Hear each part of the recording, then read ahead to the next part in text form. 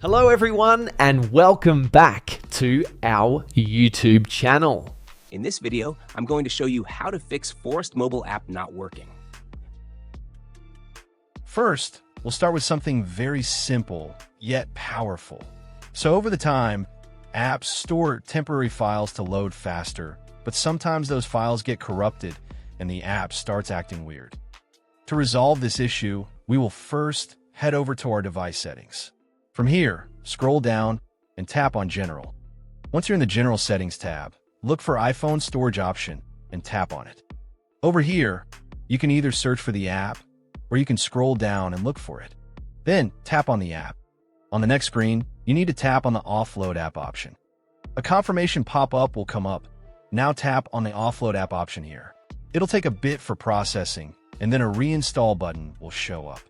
Simply tap on it to reinstall the app. This should resolve the issue, but if it doesn't, then you need to check if the app is running an older version. Head over to App Store.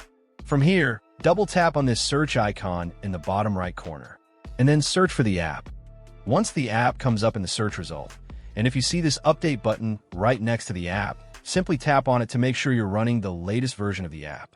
However, if you continue to encounter this issue, then you will need to completely reinstall the app, which usually resolves the problem. Head over to this screen the way we did before. And over here, tap on the Delete App option here to uninstall the app from your device.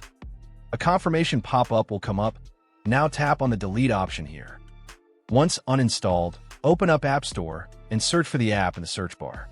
After the app comes up in the search result, simply click on this cloud icon to install it back onto your device.